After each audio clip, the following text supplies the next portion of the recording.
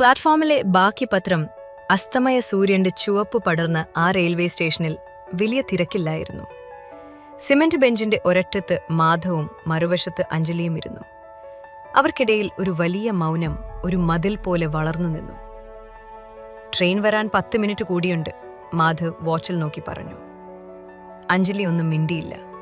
അവൾ ദൂരേക്ക് നോക്കിയിരുന്നു. പാളങ്ങൾക്കിടയിലെ ചരൽക്കല്ലുകൾക്കിടയിൽ എവിടെയോ അവരുടെ 5 വർഷത്തെ പ്രണയം ഒളിഞ്ഞുകിടക്കുന്നുണ്ടായിരുന്നു. നമ്മൾ എവിടെയാണ് തെറ്റിയത് മാധവ്? അവൾ പതിയെ ചോദിച്ചു. നമ്മൾ എവിടെയും തെറ്റിയിട്ടില്ല അഞ്ജലി. മാധവ് ദീർഘശ്വാസം വിട്ടു. കാലം നമ്മളെ രണ്ടുപേരെയും മാറ്റിക്കളഞ്ഞു. ഇന്ന് നീ ആഗ്രഹിക്കുന്ന മാധവ് ഞാനല്ല. ഞാൻ തിരയുന്ന അഞ്ജലി നീയുമല്ല. നമ്മൾ പരസ്പരം സ്നേഹിക്കുന്നത് നമ്മുടെ പഴയ രൂപങ്ങളെയാണ്. ദൂരെ ട്രെയിനിന്റെ വിസിൽ മുഴങ്ങി. അഞ്ജലി എഴുന്നേറ്റു. അവളുടെ ബാഗ് തോളിലിട്ടു. അവൾ അവനെ നോക്കി ഒന്ന് ചിരിക്കാൻ ശ്രമിച്ചു, പക്ഷേ പരാജയപ്പെട്ടു. നന്നായി ജീവിക്കണം, അവൾ അത്രമാത്രം പറഞ്ഞു. ട്രെയിൻ വന്നു നിന്നു. അവൾ കമ്പാർട്ട്മെന്റിലേക്ക് കയറി. ജനാലയ്ക്കലിരുന്ന് അവൾ അവനെ നോക്കി കൈവീശിയില്ല.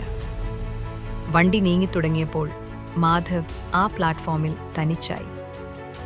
പണ്ട് അവർ ഒന്നിച്ച് യാത്ര ചെയ്തിരുന്ന അതേ പാളത്തിലൂടെ അവൾ അകന്നു പോകുന്നത് അവൻ നോക്കി നിന്നു. ചില പ്രണയങ്ങൾ തീവണ്ടി പാളങ്ങൾ പോലെയാണ്. ഒരുപാട് ദൂരം ഒന്നിച്ചു പോകും, പക്ഷേ